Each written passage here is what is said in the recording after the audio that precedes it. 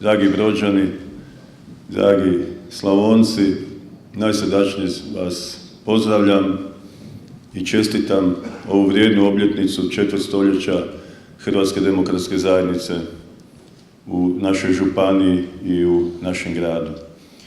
To je značajna obljetnica jer povijest Hrvatske demokratske zajednice možemo uspoređivati, komparirati i pratiti te paralelne procese i na neki način komplementarna povijesti hrvatskog naroda i Hrvatske države u zadnjih 25 godina.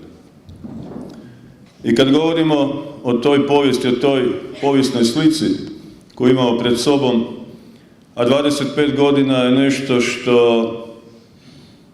što je za naše živote možda i puno, ali u povijesti je to jedan trenutak, jedna sekunda.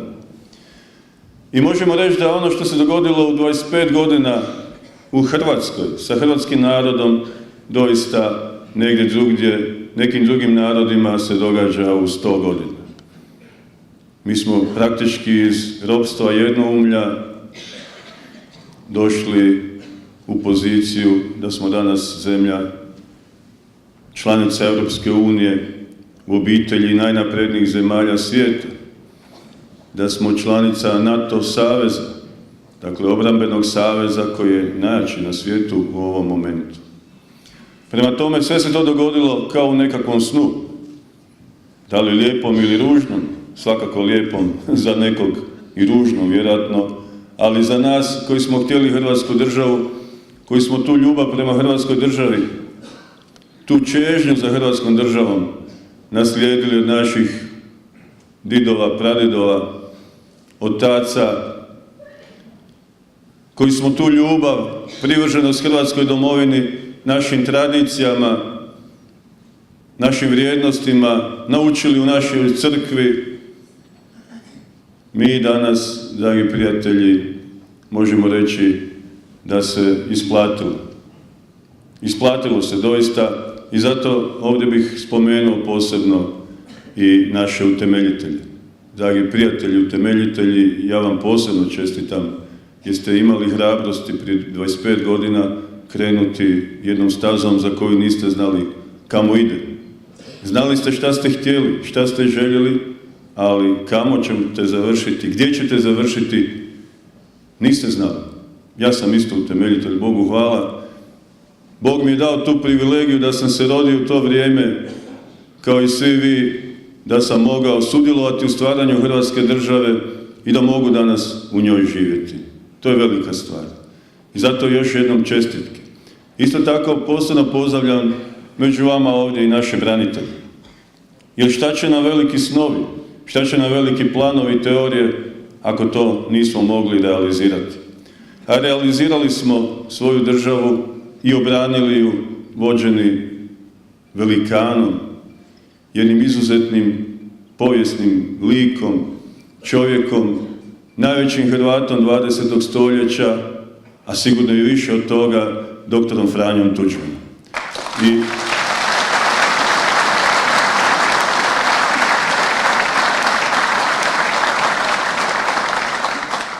koliko god puta ga spomenemo, koliko god puta pričamo o njemu, koliko god puta obnavljamo uspomene na sve ono što je on načinio, malo to činimo. Sjetite se onog vremena kad nije postojala Hrvatska država, odnosno kad je postojala takozvana socijalistička Republika Hrvatska, šta je to zapravo bilo? Zato sam rekao, to je bilo ropstvo. To je bilo carstvo verbalnog delikta.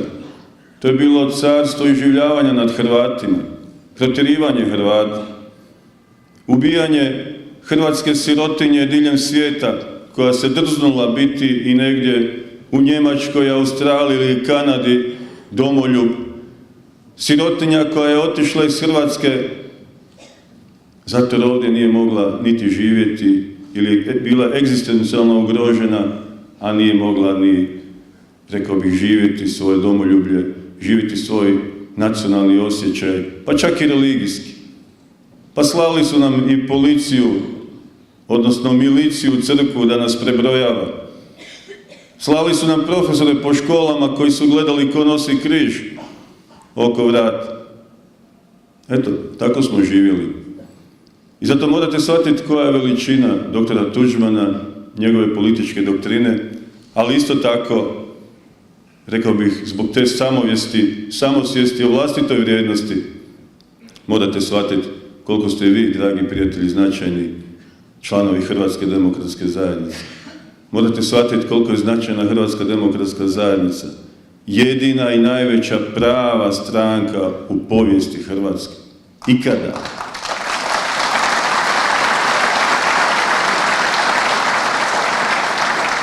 Ovo govorim ne zato da bi podcijenio druge, jer jako cijenim naše prijatelje, naše koalicijske partnere, pravaše, HSS-ovce i tako dalje. Cijenim njihovo domoljublje. Ali mi smo jedini imali snagu, i danas imamo oko 200.000 članova, imamo jedini snagu za mijenjati, za kreirati. Zašto? Jer mi smo narodnjačka stranka. Mi smo stranka ovog naroda. Mi smo jednostavni. Mi smo ona stranka koja treba disati plućima svoga naroda. Mi nismo politički ekskluzivisti kao ovi naši sa lijeve scene, koji zapravo ne znaju šta su, gdje pripadaju, u kojem su svemiru, ili pripadaju uopće Hrvatskoj zemlji i državi, da li ju vole, ili i dalje izražavaju onaj cinični stav prema Hrvatskoj državi, distancu prema Hrvatskoj državi, koju gledamo, nažalost, svaki dan. I zato podcrtavam 2 puta i 3 put. Članovi ste najvažnije hrvatske stranke i budite na to ponosni i djeci i unucima pričajte šta ste napravili prije 25 godina i šta ste radili sve ove godine boreći se za Hrvatsku državu. Ali morate shvatiti, nije sve tako bilo idilično, neki baš se nisu slagali, niti su pristajali na to da Hrvatska postane samostalna. I to je naša realnost. I to su naši sunarodnjaci, ali koji su negdje svjetonazorski pripadali negdje drugdje. Rekao bih i sa svojim intelektom i sa svojim srcem i emocijama bili su na nekim drugim mjestima, daleko od onih mjesta na kojima i u kojima smo mi obitavali. Neki su žučno reagirali kad se Hrvatska država osamostaljivala. Napuštali su Hrvatski sabor. Pričali su o nekim našim opasnim namjerama. Kojim opasnim namjerama? Pa samo smo htjeli svoju državu. Kome je to opasno? Ko to ne prihvaća? I zašto to ne prihvaća? Pa zar hrvatski narod nije imao pravo na svoju slobodu? Zar nismo imali pravo na svoju državu? Pa svi narodi imaju pravo na to. Pa zašto ne bismo i mi? Imali smo svoje povijesno pravo i hvala Bogu realizirali smo.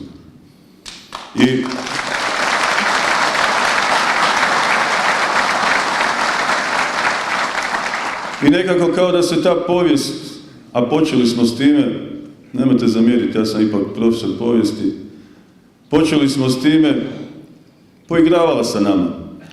U ovih 25 godina, kao da nam je dragi Bog rekao, evo vam država, dragi Hrvati, ajde baš ću malo vidjeti šta ćete raditi s njom. I 2 puta smo padali na koljena.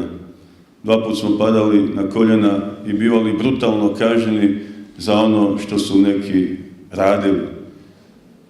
Danas neki govore da je HDZ, još uvijek to govore, kriminalna organizacija. Zbog nekih pojedinaca, koje sam malo prije spomenuo, je Hrvatska demokratska zajednica doista 2 puta bila ponižena. Oni koji su vlastiti interes stavljali ispred interesa ove stranke. A ova stranka nije svrha samoj sebi, ova stranka je tu da služi Hrvatskoj. Dakle, oni koji su svoje osobne interese stavljali ispred interesa svog hrvatskog naroda i mlade Hrvatske države, oni nisu svjesni čime su se sve poigrali.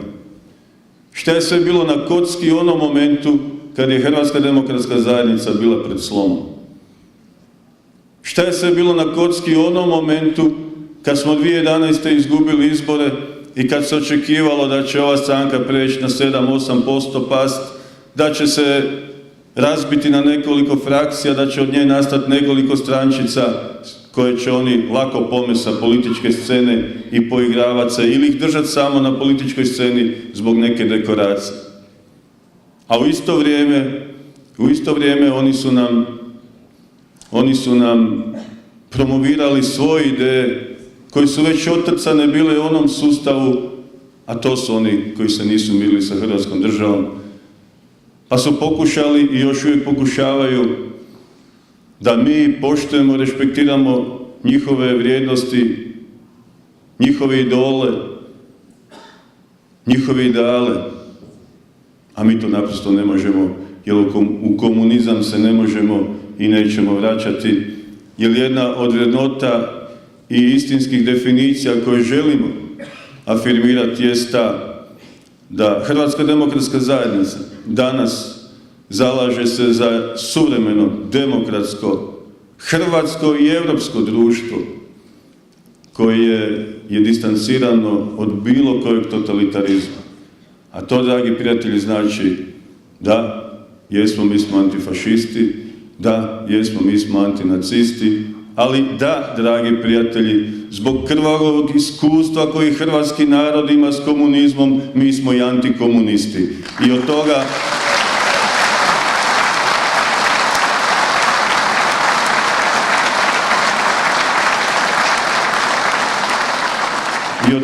nećemo odstupiti. 25 godina neki pokušavaju sijati oko nas i gušiti nas svojim ideološkim maglama. Dobro reče jedan profesor u Zagrebu na promociji jedne knjige. Cijelo vrijeme kaže, pokušavaju unijeti zabunu, cijelo vrijeme pokušavaju tuđmanizirati Tita i titoizirati Tuđmana. Idealna formula za doista napraviti jednu veliku zabunu i zbrku. Jer mi želimo jasne definicije šta se događalo zadnjih 25 godina u Hrvatskoj, a možemo razgovarati o onih prethodnih 45. I onda će biti jasno da onaj koji je stvorio Hrvatsku državu i obranio ju, koji je Hrvatsku državu formulirao kao parlamentarnu, višestranačku i demokratsku državu, ne može biti diktator. Naravno, govorim o doktoru Franji Tuđmanu. A da onaj koji se plašio Hrvatske države, koji nije htio, koji je pričao o strankama opasnih namjera i koji su napuštali Hrvatski sabor dok je on izglasavao neovisnost, da ti isti po nekoj perverznoj logici političke inverzije ne mogu biti očevi hrvatske demokracije, kao što su oni pokušali nametnuti. I na kraju sve to isto znači. Tko su dobri, pozitivni, a tko su loši sudionici u ovoj priči? Samo se zalažemo za istinu. Isto tako istinu o Domovinskom ratu.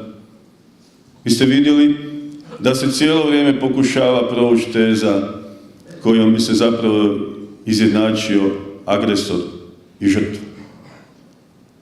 Cijelo vrijeme gospodin, Bogu hvala, Hrvatskoj demokratskoj zajednici hvala i vama, dragi prijatelji, gospodin koji je bivši predsjednik naše voljene zemlje, znao je govoriti da je sukob na ovom području posljedica nekih krivo vođenih politika. Zamislite koje je licemjerje. Nekih krivo vođenih politika. I tu stavljamo istu ravan Miloševićevu agresorsku, četničku politiku, napadačku politiku, politiku koja želi razbiti Hrvatsku državu, izjednačava sa našom obrambenom, opravdanom i legitimnom politikom. Vidite koje su to ideološke magle. Pogledajte šta su nam htjeli podvaliti. Ali kažem, zato smo se prije 2,5 godine vratili doktoru Tuđmanu.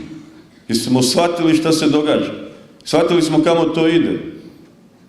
Jer Hrvatska demokratska zajednica koja ne poznaje doktora Tuđmana, Hrvatska demokratska zajednica koja je detuđmanizirana, Hrvatsko društvo koje je detuđmanizirano, ono je zapravo dekroatizirano i budimo toga svjesni.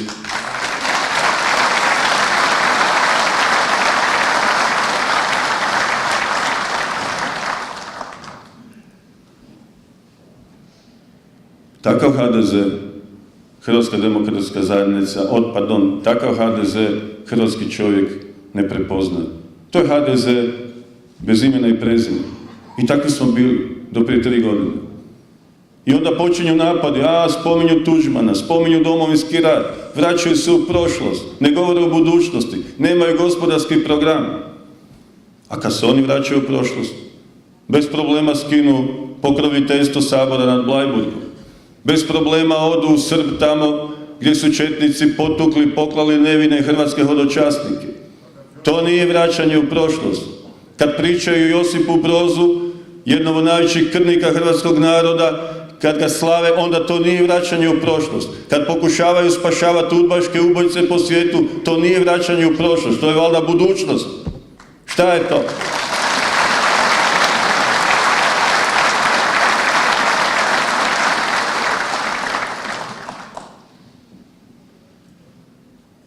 To je bio pokušaj prevare.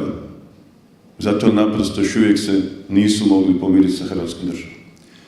I sve ove ideološke zablude koje sam ovdje spomenuo, a za koje nećemo dopustiti da nam ih promoviraju kao našu stvarnost u dnevnom životu, za koje ne želimo da baštine u svojim udžbenicima i školama naša djeca, možda bismo im ne oprostili, ali rekli, oprosti im Bože, jer ne znaju šta radi. Da oni u ova 2 navrata kako su dolazili na vlast, a to je posebno izraženo sada 2011. zapravo nisu onemogućili čovjeku, hrvatskom građaninu, da normalno može živjeti u svojoj vlastitoj zemlji. Oni su u ove 3 godine potpuno dotukli hrvatsko gospodarstvo. Uništili su poduzetništvo.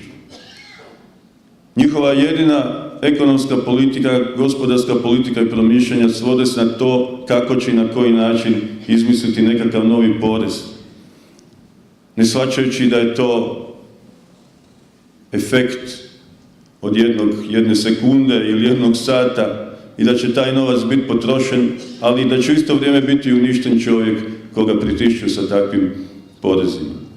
Oni su uspjeli postići to da se u zadnje 3 godine iz Hrvatske iselilo, vjerojatno, možda nije točan broj, mogu pogriješiti 10% gore ili dole, ali oko 100.000 ljudi.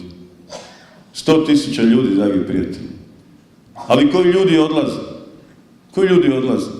Ovo nije ona emigracija 60. godina, ljudi koje Tito istjerao da mu ne smetaju ovdje, pa su to bili ljudi niže stručne spreme, koji su kopali kanale, nosili cigle, radili kuće, bili fizički radnici. Danas ide obrazovana mladež, danas idu inženjeri, liječnici, idu doktori znanosti, odlaze od Australije do Kanade, zasnivaju obitelji i svoje domove. To je novi egzodus Hrvata koji nikako ne smijemo dopustiti. I zato, dragi prijatelji, pogledajte, ja sam zbog svega ovog što sad, evo, kao jednu malu analizu pred vama zapravo na glas razmišljam, rekao na jednom skupu u Splitu, da, HDZ-ovci, pred nama je još jedan Domovinski rat. Još jedan Domovinski rat za ponosnu Hrvatsku. Ali još jedan Domovinski rat prije svega za kvalitetu života, za svako radno mjesto, za svako neobrađeno polje, a ima ih koliko hoćete diljem naše prekrasne Slavonije. Za svaku tvornicu, za svaku farmu, za svakog mladića i djevojku koji žele napustiti Hrvatsku. Da, to je drugi Domovinski rat. Ja ga stalno proglašavam, pa su me probali malo ipak izmanipulirati naši bajni mediji, pa su rekli Karamarko zaziva rat. Da, zazivam rat za bolje gospodarstvo i za bolji život. Šta je to loše?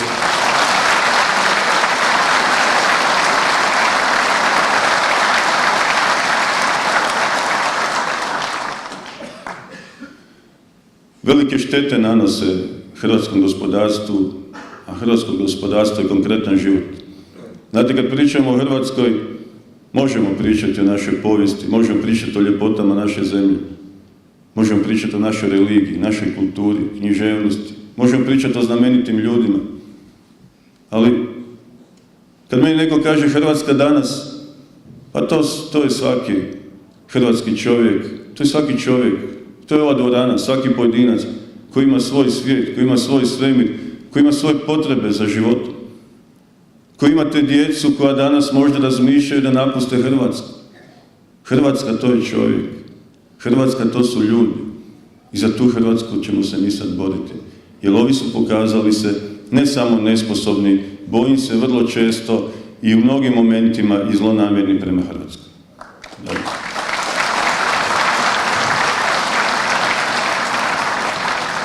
A kako ćemo krenuti u taj drugi Domovinski rat?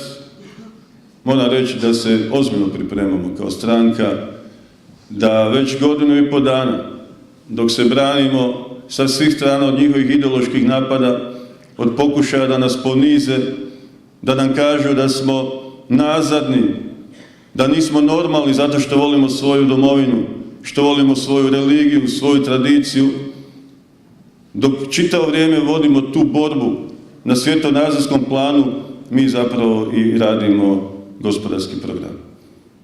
I više nije tajna, prije nekoliko mjeseci ja sam objavio da taj gospodarski program radimo sa najboljim bavarskim institutom, da u ovom momentu 20-ak njemačkih stručnjaka i naših stručnjaka rade taj gospodarski program koji će biti uskoro gotov, dragi prijatelji. Zašto Njemci? Nije da sumnjam i ne želim sumnjati u hrvatsku pamet, imamo nevjerojatno puno pametnih i sposobnih ljudi, ali htjeli smo sa prijateljima, saveznicima, rekao bih, razmijeniti iskustva, primijeniti njihova iskustva, jer oprostite šta nedostaje jednoj Bavarskoj koja ima 5% nezaposlenosti. Ja mislim da je to jedna zemlja u kojoj se možemo ugledati i stremiti da i mi jednog dana budemo kao i Bavarska. Zato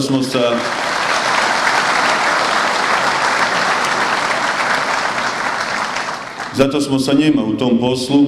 Imat ćemo sad u Zagrebu jedan veliki forum gdje će doći naši prijatelji Njemci. Isto tako koristimo iskustvo naših slovačkih prijatelja koji su Slovačku izvukli iz istog problema, teške gospodarske situacije. Dakle, Zurinda, bivši premijer i njegov ministar financija su zajedno sa nama, rekao bih, u toj ekipi. Mislim da je to dobro. Prvi put netko u Hrvatskoj na ovaj način pristupa izradi programa, gospodarskog programa. Mi smo opozicija i htjeli smo na vrijeme pripremiti taj program, da ne dođemo na vlast sa rukama u džepovima kao što su to napravili ovi naši takozvani socijaldemokrati, koji sa socijaldemokracijom nemaju nikakve veze. Prema tome, evo ga, dragi prijatelji, pred nama je ta borba. Dobili smo predsjedničke izbore, ja vam se zahvaljujem na ovom izvanrednom rezultatu upravo ovdje u županiji i u gradu Slavonskom Brodu, fantastični rezultati koji obećavaju,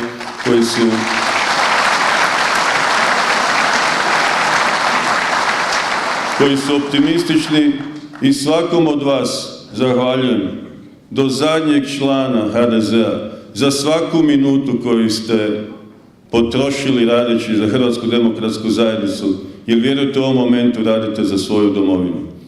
Jer više nema i nećemo dopustiti privatne interese u Hrvatskoj demokratskoj zajednici. Na svakom skupu, bez obzira kako to zvučalo i kako to kome sjelo, a ovdje ću isto ponoviti. Oni koji misle da su važni od Hrvatske, oni koji misle da su važni njihovi džepovi, bankovni računi od Hrvatske demokratske zajednice i hrvatskog naroda, bolje je da odmah napuste Hrvatsku demokratsku zajednicu.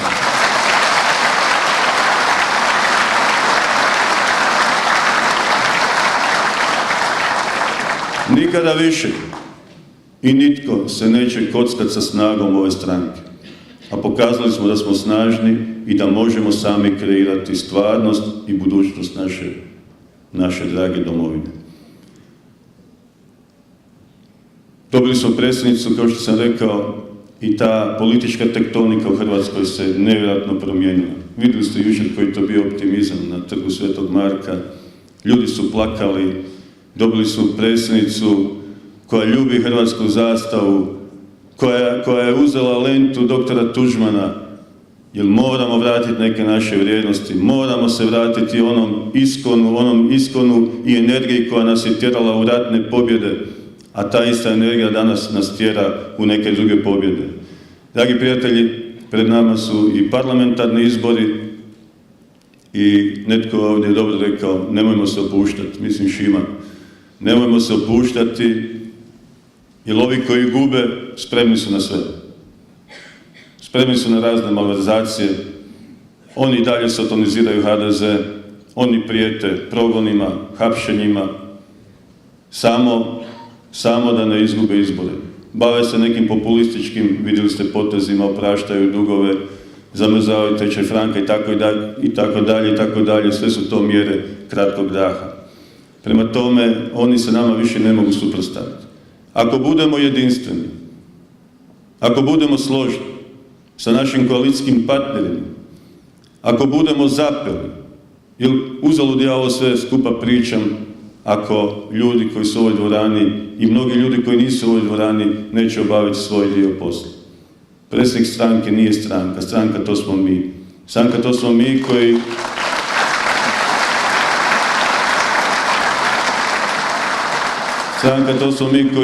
koji volimo Hrvatsku. I zato sam uvjeren i optimist sam da ćemo još jednom izvući iz sebe tu energiju i da ne budem patetičan i to ponavljam na svakom skupu. Znate, 15.000 naših mladića je izginulo za Hrvatsku.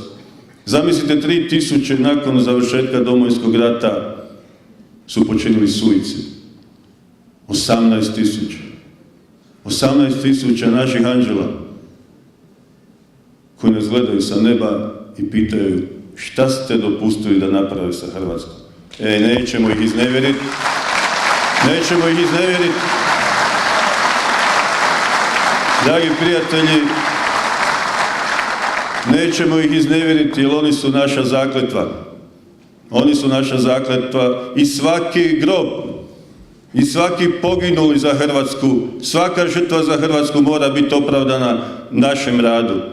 I ovo radimo zbog njih. Oni su za Hrvatsku poginuli, umirali, a mi za Hrvatsku moramo živjeti. I sve što ćemo napraviti, dragi prijatelji, napravit ćemo za njih, za doktora Tuđmana, ali i za našu budućnost, za našu djecu koja moraju ostati živjeti u ovoj najljepšoj zemlji na svijetu. I neka nam živi naša vječna Hrvatska. Hvala, dragi prijatelji.